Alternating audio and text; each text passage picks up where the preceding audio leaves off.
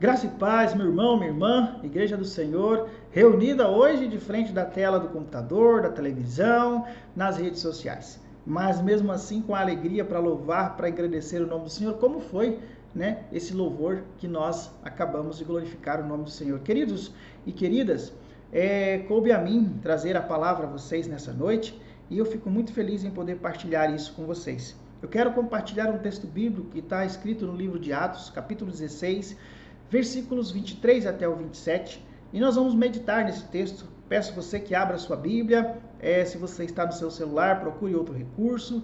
Se você vai acessar a sua Bíblia no celular, o importante é que você tenha o texto na mão para nós lermos juntos. Se você vai usar de papel, fique à vontade, ou outro recurso que está mais perto de você, um notebook, enfim, como você preferir. O importante seria você acompanhar a leitura. Eu quero compartilhar esse texto que nos chama muita atenção, especialmente minha atenção, para nós como Igreja do Senhor nos dias atuais. Queridos, esse texto bíblico, ele é algo precioso, deixado por Deus para nós, de um exemplo tão grande que nós ousamos tentar descrever, mas com certeza só o Espírito Santo de Deus pode trazer a revelação profunda e o mais próximo da maneira que você possa entender e ter clareza para você o quão importante é servir ao Senhor e viver para o Senhor e não retroagir diante dos desafios que a vida nos proporciona. Palavra de Atos capítulo 16, versículo 23, diz assim: "E havendo-lhes dado muito açoite, os lançaram na prisão, mandando o carcereiro que os guardasse com segurança, o qual, tendo recebido tal ordem, os lançou no cárcere interior e lhes segurou os pés ao tronco. E perto da meia-noite, note bem isso, Paulo e Silas orava e cantava hinos a Deus, e os outros presos escutavam. E de repente, sobreveio tão grande terremoto que os alicerces do cárcere moveram, e logo se abriram todas as portas e foram soltas a prisão de todos. E, acordando o carcereiro, vendo abertas as portas da prisão, tirou a espada e quis matar-se, cuidando que os presos já tinham fugido. Mas Paulo clamou com grande voz, dizendo: não te faça mal algum, todos nós estamos aqui. Vamos orar?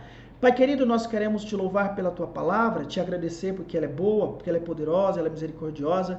E em nome de Jesus, nós carecemos dessa misericórdia nessa noite. Sobretudo, pedimos ao Senhor que venha com o teu Espírito Santo, revelando a nós aquilo que o Senhor quer revelar, para que possamos seguir louvando o teu nome, cantando louvores e fazendo conhecido o amor do Senhor manifesto na cruz do Calvário. Eu oro agradecido e te peço, fala aos nossos corações, em nome de Jesus. Amém. Meus irmãos e irmãs, acredito que esse texto é conhecido da boa parte de nós, minha, sua, talvez você já tenha até assistido ou ouvido uma palavra nesse sentido, e nesta ocasião eu me disponho aqui diante da graça do Senhor para poder conversar um pouquinho com você sobre esse texto. E de antemão eu quero pensar com você a situação e o cenário em que o apóstolo Paulo e o Silas estavam naquele momento, em que o versículo 25 diz que eles cantavam louvor.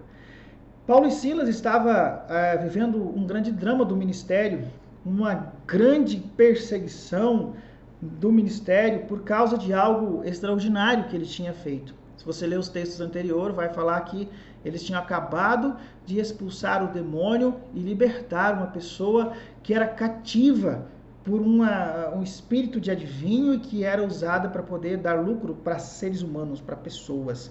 E ele chega nessa cidade, de repente essa mulher começa a perseguir, começa a segui-los, falando palavras, tentando confundir a mente deles, a importância de estarmos sintonizados com o Senhor e tentando confundir inclusive aqueles que estavam por ali. Quanto Satanás e seus demônios é sarcaz, é ousado, ele não mede esforços para poder confundir a nossa mente e distanciar-nos da presença do Senhor. Então, Paulo irrita com aquela situação, decreta a saída do demônio, o demônio sai da vida daquela mulher e uma confusão está completamente armada para Paulo. E de carona, Silas vai junto. Então, eles vão presos. E presos, antes de ser presos, eles são açoitados, são chicoteados publicamente, são ali, apanham demasiadamente na frente de todo mundo, para que todos entendessem que aquele evangelho que ele estava pregando era um evangelho que não cabia naquele momento, não cabia naquele lugar, não cabia naquela situação, e não era para ser pregado naquela cidade. E eu fico imaginando, diante dessa situação dos açoites, como estava o corpo daquelas pessoas, daqueles dois homens. Como era, né, os hematomas e cortes, com certeza, feridas que doíam naquele momento que eles apanharam ali, quantas cicatrizes foram feitas e doíam naquele corpo. Era essa a condição que inicialmente nós entendemos que Paulo e Silas estavam. Eles tinham sofrido, eles tinham apanhado por amor a Jesus Cristo, por amor à palavra de Deus, por amor a uma pessoa, por amor a gente, por amor ao evangelho, e eles estavam conscientes que estavam fazendo a vontade dos homens, não a vontade dos homens, mas a vontade de Deus, e estavam dispostos a enfrentar tais situações. O corpo, naquele momento que o versículo 25 diz, era talvez o momento mais dolorido da cicatriz, do machucado, o momento mais doído que eles estavam enfrentando, porque era onde o corpo estava jogando para fora possíveis bactérias, tentando se recompor, criando ali aquela casca de proteção e de antibactericida do próprio corpo, se assim posso dizer, eu acho. Mas Paulo e Silas estavam diante agora de uma situação muito complexa. Açoites não era uma simples varadinha como corrige criança, era mesmo uma forma de dizer: vocês não estão, não aceitamos, não são bem-vindos aqui, vocês não estão autorizados a pregar a palavra, fazer o que vocês estão fazendo, não cabe neste lugar vocês e seus evangelhos, seu evangelho, a fé de vocês não é permitida neste lugar. E apanharam para não voltar mais a falar do evangelho da salvação. Que ignorância de Satanás. Que bobeira que ele deu, né? Vamos pensar assim. Queridos, e mais uma vez o texto conta para nós que esses homens, no versículo 24, foram direcionados para a prisão, foram direcionados para o cárcere, foram entregues aqui na minha leitura a um dos carcereiros melhor da cidade, uma das prisões mais de alta periculosidade, para que eles ficassem ali, de repente, presos e mofando na cadeia, como dizem por aí. Entregue ao carcereiro, entregue para ser colocado em segurança, para que não saíssem propagando a salvação, propagando a libertação, propagando a mensagem que eles carregavam e que as pessoas estavam gostando, porque as pessoas estavam sentindo alegria e paz recebendo esta mensagem. E o carcereiro, de bom grado, como bom profissional, talvez, daquela situação, né, com certeza, acata as ordens daquelas autoridades e coloca não só no cárcere, mas coloca também cadeias nas suas pernas. Ou seja, eles ficaram em uma determinada posição, sentados pelo jeito e com cadeias nas pernas. Essas cadeias para não saírem, para realmente ter a certeza de que não saíam. E essas cadeias me chamam muito a atenção. O carcereiro ali estava confiante que aquelas cadeias e todo aquele pessoal que mandou prender, aqueles que chicotearam, também estavam confiantes que aquilo seria a segurança para Paulo e Silas não continuarem pregando, pelo menos durante aquela noite, e aqueles verdugos, né, aquelas situações das costas, né, a dor do ter apanhado, ia estar muito latente na mente deles e eles não pregariam o evangelho naquela cidade. Essa era a lição que eles estavam aprendendo. De antemão nós entendemos isso. Sabe, meus irmãos, minhas irmãs, e diante desse texto, eu quero abrir um pequeno parênteses aqui para dizer para você que algo me chama muito a atenção. Diante desta situação, dessa circunstância, às vezes eu me pergunto como que seria eu ou você, mas vou perguntar para mim mesmo como que seria eu diante de tal situação? Que comportamento eu adotaria olhando para tudo aquilo que aconteceu? Um grande milagre tinha acontecido, que era a libertação de uma mulher, a libertação de uma pessoa. Isso já é um grande milagre, né? Repreender demônios é uma grande autoridade que Deus dá para muitos servos e servas do Senhor, para todos os servos e servas do Senhor, na verdade, não para muitos, para todos os servos do Senhor, porque não somos nós quem retiramos o demônio, é o poder que há no nome de Jesus Cristo. Então, eles presenciaram isso. Eles presenciaram isso e também puderam, de alguma forma, ver que Deus estava com eles. Mas, consequentemente, tinha diante deles agora a circunstância que eles teriam que enfrentar, porque eles estavam em um território completamente proibido e que o povo não cria no que eles aceitavam, no que eles pregavam. E muito mais criam naquilo que eles, que as suas autoridades estavam fazendo. E agora eles tinham sido enviados para aquele lugar para viver o evangelho, para ensinar o evangelho. Deus quem tinha mandado. Deus quem havia mandado aqueles dois homens para lá, Paulo e Silas, para aquele local. Eles andavam inspirados pelo Espírito Santo, andavam direcionados pelo Senhor. Pouco anteriormente nós vamos ver Paulo tendo uma visão de Deus para ir para outra cidade. E aí acontece tudo isso.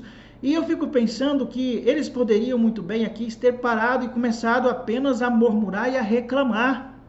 Nós estamos pregando o Evangelho, nós estamos fazendo a vontade de Deus, nós estamos vivendo esse tempo de hoje que o Senhor nos deu e de repente, mesmo fazendo a obra de Deus, nós somos marginalizados, nós somos presos, nós somos colocados em cadeias, nós somos tratados como malfeitores, nós somos tratados como homens que fazem o mal e não que fazem o bem, se até agora nós fizemos só o bem para essa cidade.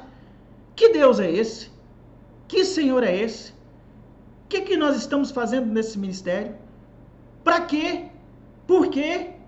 Até quando? São as palavras que me vêm à mente. Talvez se um de nós estivéssemos nessa situação, e eu confesso que eu não sei qual seria a minha reação. Graças a Deus nós não precisamos, não queremos passar por isso, embora pode ser que aconteça com a gente também. Há tantas coisas acontecendo no mundo que nós até assustamos. Mas eu fico preocupado com a nossa atitude, com a nossa maneira de agir, como seria a nossa atitude pensando diante das coisas simples que nós estamos enfrentando, que o mundo tem proposto para nós, que a realidade de hoje apresenta para mim e para você como ministério. Há um tempo atrás, eu ouvi de uma determinada pastora muito querida que pregava nesta igreja, né, que assim, ensinava a gente, né, Margarida Chiozani. Ela falava que muitas coisas que há 20 anos atrás, mais ou menos, nós iríamos enfrentar. E naquele dia eu repreendi, não está mais entre nós, a pastora Margarida, eu repreendi, falei, Jesus, isso não, pelo amor de Deus, eu tinha convicção da minha vocação e estava preocupado. E eu digo para você com toda certeza, eu estou enfrentando tudo aquilo que ela imaginava que nós enfrentaríamos. A pandemia, por exemplo, é uma das coisas, né, que na nossa conversa estava sendo discutido naquele momento. Como nós reagimos? Como nós fazemos? Como nós interagimos? Como nós seremos criativos? Como nós pregamos o Evangelho?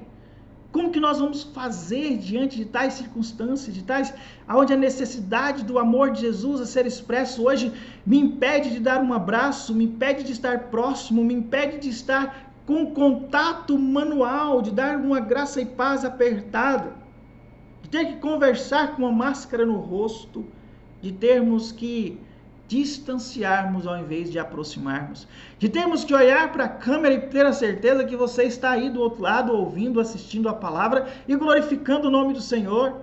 Só o Espírito Santo pode nos dar essa convicção e nos impulsionar, a mim e você, para os caminhos que são eternos. Para os desafios também que não são eternos, graças a Deus, mas que são presentes. Sabe, meu irmão e minha irmã, o versículo 25 desse texto bíblico me chama muito a atenção. Porque muitos de nós, talvez estamos vivendo nos dias de hoje situações difíceis entre nós. Quantos de nós, acho que dos que estão me ouvindo, dificilmente uma pessoa que não perdeu um ente querido nesse período em que nós estamos vivendo. Muitos não puderam fazer o velório desses entes queridos. Muitos não puderam estar presentes, inclusive eu, com parentes amados, que marcaram a nossa vida, que marcaram a nossa história, que nos ajudaram a dar os primeiros passos, que nos inspiraram a viver o cristianismo, que nos inspiraram a ser melhores pessoas, a ser homens e mulheres cada vez melhor, não só para nós mesmos, mas para a sociedade à nossa volta. E a nossa posição diante desse texto, eu me questiono muito, embora, graças a Deus, eu glorifico o nome do Senhor, porque Deus é bom e Deus nos sustenta. A palavra de Deus no livro de Mateus, capítulo 28, as últimas palavras, diz que para nós pregarmos o Evangelho, anunciarmos, o Senhor Jesus, fazermos batismo, levar pessoas até Jesus Cristo, convencê-las que Jesus as ama, convencê-las que o Senhor é maravilhoso, convencer que não há outra saída, que não há um bem maior do que o Senhor. E eis que eu estarei com vocês todos os dias até a consumação dos séculos. Os séculos ainda não consumaram. O Senhor está conosco, o Senhor está comigo, o Senhor está com você, para enfrentarmos as lutas. Sabe, meu irmão, a grande lição que eu tiro aqui nesse texto, minha irmã, a grande oportunidade que Paulo e Silas viram. Eu não sei, Talvez Paulo pudesse estar fazendo muitos questionamentos internos. Paulo era humano, Silas era humano. Talvez Silas e Paulo, vamos dar margem para o nosso pensamento, pudesse olhar um para o outro. Que motivo nós vamos cantar? Para quê? Nós apanhamos lá fora, nós temos que chorar. Que motivo nós vamos cantar alto para os outros escutarem nessa prisão? Nós vamos apanhar mais ainda. O carcereiro vai chegar ali e descer o porrete em nós, quebrar nossas pernas, já enfiar alguma coisa na nossa boca. Já pensou nisso? Coisa doida, Mas é o que poderia acontecer. Talvez eles estivessem questionando ou interiormente feito algumas perguntas, mas eles olharam para o que Jesus fez na cruz do Calvário por eles. Paulo tinha sido um grande perseguidor, acompanhou a morte de Estevão, conivente com a morte de Estevão. E Deus o pegou, e agora Paulo passa a sofrer pelo Evangelho, pela salvação, para levar outras pessoas à salvação. E então, meu irmão, minha irmã, eles acham uma motivação. A motivação é o Deus que está nos céus. É o Senhor que nos deu a salvação. A motivação é nós vivermos para servir, para pregar e para ministrar aonde nós estamos. A motivação é nós vivermos aqui dentro dessa cadeia o Evangelho que o Senhor plantou em nossos corações, de tal forma que aqueles que estão ali atrás na prisão escutem o nosso louvor e louvem com a gente. De tal forma que aqueles que estão na nossa frente, que estão do nosso lado, escutem aquilo que nós estamos fazendo e as cadeias deles sejam quebradas, cadeias espirituais sejam quebradas. Nós não vamos perder tempo murmurando. Você já imaginou um diálogo de Paulo e Silas? Perder tempo chorando pelas dores dos chicotes. Nós não vamos perder tempo olhando para essas cadeias e pensando que elas são intransponíveis, que elas vão ficar eternamente em nossos pés, porque ao Senhor caberá o tempo dela cair. Você me entende? Você entende o que eu estou querendo dizer? Sabe, meu irmão, é muito comum nós sentarmos na nossa mesa. Isso acontece com quase todas as pessoas, Ou já aconteceu, pelo menos. E olharmos para aquele momento que temos pouca coisa, ou uma refeição mais simples, ou talvez não temos o suprimento necessário naquele dia, talvez até por um descuido, nós murmurarmos. Dizermos, não deu tempo de ir no mercado, eu não tenho tempo para isso, eu não tenho tempo para aquela outra coisa. Ou muitas vezes nós olharmos para dentro de nós mesmos, para nossa casa, para nossas famílias, e reclamarmos do que Deus nos deu. Isso também são cadeias. Olharmos para nossas igrejas, como muitas vezes nós olhamos, nós vemos pessoas. Eu quero ser prático aqui, tá? Prático estou dizendo de um modo geral, a começar em mim. Olharmos para dentro das nossas igrejas e pensarmos que só nós temos problema, só a outra pessoa tem problema, e nós murmurarmos e murmurarmos e murmurarmos. Essa igreja não cresce, esse pastor não é bom, aquele pastor não é bom, aquele é melhor e aquele outro é melhor. Esse ministério não vai, começamos a murmurar. Só eu faço as coisas, só eu dou conta, ninguém mais faz o que eu faço. Isso também é cadeias. Só eu canto como deve cantar. Só eu limpo como deve limpar. Só eu prego como deve pregar. Só eu faço uma célula como deve ser feita. Queridos, o Senhor nos chama para entendermos nessa noite essa mensagem que eu quero deixar para mim, para você. Eu digo para você, eu conversei com algumas pessoas, inclusive com o Ministério Pastoral, que estou perto, né? Eu tenho sido muito impactado com esse texto nessa semana. Eu queria que pelo menos o mesmo impacto fosse até você. Paulo e Silas olham para aquela prisão. Nós precisamos de olhar para as nossas prisões, não para as prisões de Paulo e Silas. Não para as prisões apenas do outro com compaixão nós precisamos de olhar. De nós olharmos para dentro de nós mesmos e perguntarmos se nós estamos murmurando ou se nós estamos abençoando. Eu fiz uma pequena fala aqui para dizer para vocês, Deus não recebe murmuração.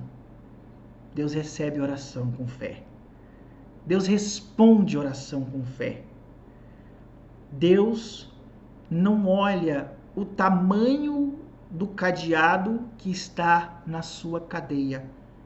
Ele olha o tamanho da fé que está no seu coração. Deus talvez não está, não é culpado, né? Talvez, com certeza não é culpado pelas cicatrizes que foram feitas na sua alma e que te prende. Mas Deus tem o poder suficiente para romper com essa cicatriz, para tirar essas feridas, para sarar toda a enfermidade. Deus requer apenas de mim e de você que tudo isso que está acontecendo na nossa vida, na nossa compreensão simplificada desse texto, é que nós sejamos ousados o suficiente de olhar e falar para nossas circunstâncias que ela será motivo de glorificação do nome do Senhor. Que não simplesmente nós vamos ficar presos a vida inteira, não, mas que nós vamos olhar e está doendo, vamos glorificar. Está difícil, vamos glorificar. Está difícil viver esse tempo de pandemia, de afastamento. Nós vamos fazer da nossa casa, a nossa igreja, nosso culto de adoração, nosso culto de quinta, de sexta, nossa terça, nosso sábado, nosso domingo e nosso culto de jovem, nossa vigília, como tem acontecido. Sabe, queridos, o dia que nós tomarmos essa postura aí, eu não estou falando apenas para você, mas isso é uma inquietação do meu coração. Cada manhã, às vezes, eu comprei uma Bíblia nova, né, que saiu aí, a Bíblia de John Wesley, estava lendo um texto sobre o prefácio de John Wesley, do Novo Testamento, e Wesley faz uma fala, eu já li várias vezes, mas faz uma fala muito interessante, escreve uma coisa muito interessante no início do Novo Testamento, quando ele vai escrever o Novo Testamento, ele fala, eu já não posso mais pregar, eu já não posso mais viajar, eu já não posso mais sair por aí fazendo conferência. Eu já não tenho, outras palavras, talvez o Wesley estava dizendo, estão achando que eu sou imprestável. O diabo talvez ache que eu sou imprestável. Mas, Senhor, eu quero dedicar o meu tempo. Estou falando com as minhas palavras, tá? Quero dedicar o meu tempo em simplificar o conhecimento da palavra, não para os eruditos, para os doutores, para os teólogos, para as pessoas que estudam a Bíblia, mas para que as pessoas simples, para mim e para você, entenda o que realmente está escrito e viva o Evangelho. E uma das falas dele é o seguinte, é bem provável, Senhor, que quando eu terminar, o Senhor me recolha. Me dê pelo menos, só preciso do tempo de terminar de fazer as anotações, de fazer as anotações bíblicas, né? Para que o povo entenda. Talvez isso me remeta a você também, nos faz lembrar de Paulo, né? O viver é lucro, mas o morrer é mais importante, talvez. É mais ou menos a palavra de Paulo. Estar com o Senhor é melhor do que estar aqui. Em outras palavras, eu entendo Paulo dizendo o seguinte, Senhor, já estou velho, já estou preso. Novamente, Paulo morre preso. Mas eu queria que o Senhor usasse esse resto de carcaça humana para glorificar o teu santo nome e para engrandecer o Senhor.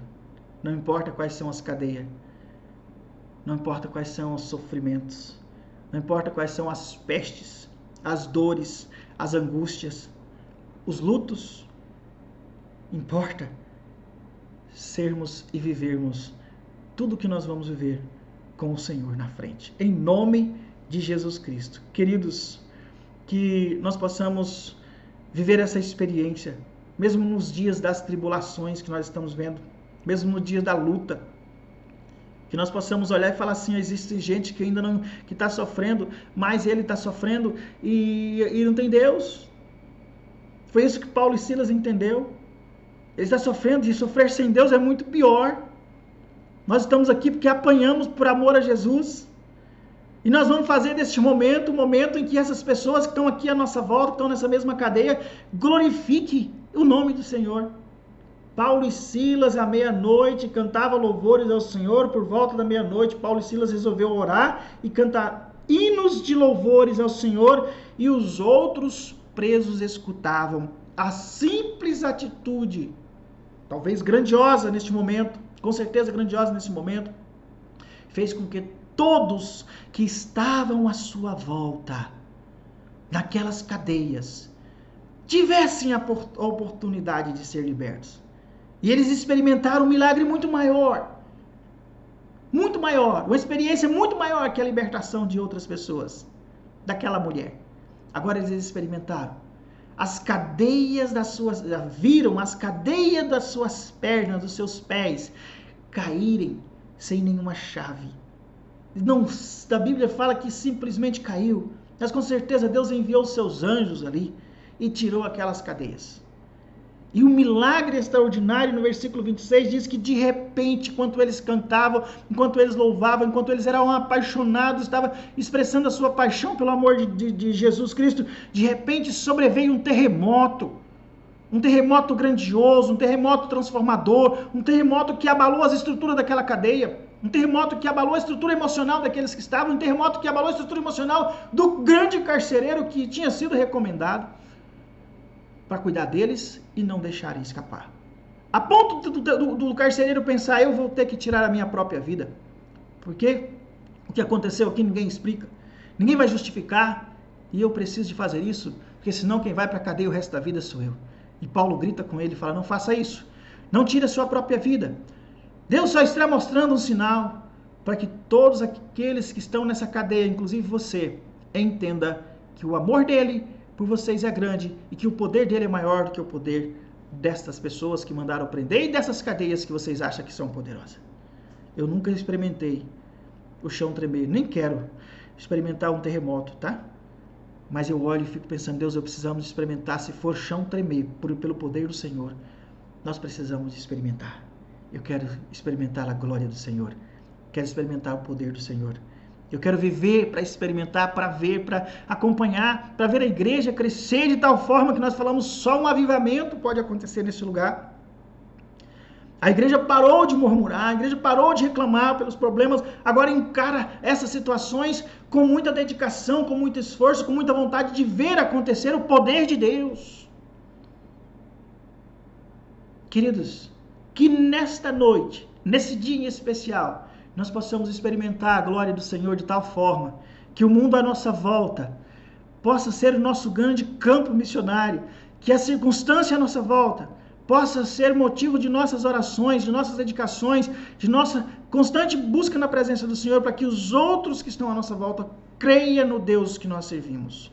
Creia no poder de Deus que nós estamos servindo, que não são cadeias, que não são doenças, que não são enfermidades, que não são falta de dinheiro, que não é a peste, que não é nada disso que vai fazer com que o poder de Deus que opera em nós venha a ser aniquilado. Mas que a graça do Senhor opere na nossa vida, mesmo diante de todas as tribulações. Que as cadeias que tentam nos prender, possamos olhar para ela e falar assim, olha, essa cadeia cairá em nome de Jesus, porque é no nome de Jesus, é no poder do nome de Jesus. Que aquilo que prende nosso crescimento como igreja, como pessoa, como esposo, como marido, como mulher, como filhos, como neto. Que as cadeias, muitas vezes, que nos tentam nos reter, caiam por terra. Que o Senhor faça um grande terremoto na minha vida, na sua vida, na nossa igreja, no nosso tempo de hoje. Eu não quero passar a minha vida pensando saudosistamente, olhando para o passado e falar como foi bom, como Deus fez, como Deus operou em Wesley, como Deus usava Wesley. Eu quero que Deus use você, use a mim, e louvar o Senhor porque Ele usou Wesley, e usou o Sérgio, usou outros pastores, usou, né, o Eliezer, usou uma série de outros pastores, usou, né, o pastor Dorival, usou, né, o pastor Ednei, enfim, usou o bispo Adonias e outras pessoas, usa a bispa Ideide, mas que Deus possa nos usar no cotidiano das nossas vidas para que outros creiam que Ele é bom, que a misericórdia dEle está conosco a todos os instantes, a todos os momentos, que Deus não para de agir e que nós somos o grande instrumento da ação do Senhor. Que como igreja, meu irmão, minha irmã, nós possamos não reclamar, mas prostrarmos ao Senhor e falar: Deus, eu te louvo porque o Senhor merece, não só porque eu estou feliz, que nós louvamos na felicidade, devemos louvar na felicidade, na angústia, na tristeza, nos momentos bons, nos momentos ruins, nos momentos de incerteza, mas que nós venhamos a louvar para que o mundo creia que Jesus Cristo vai voltar para buscar a sua igreja.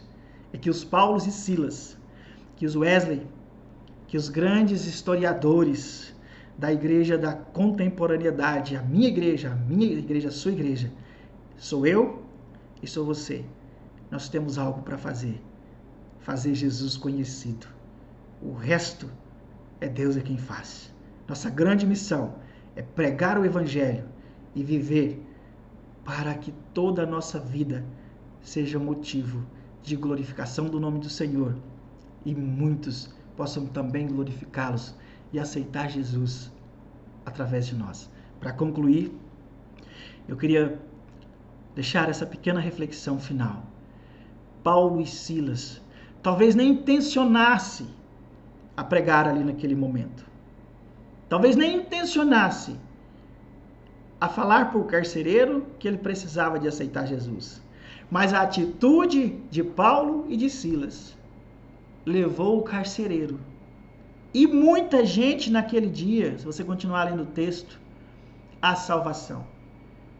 Me encanta saber que mesmo com as cadeias dos portões abertos, mesmo com as cadeias dos pés soltas, mesmo com tudo escancarado pelo que diz a palavra de Deus, nenhum preso fugiu, segundo a palavra de Paulo.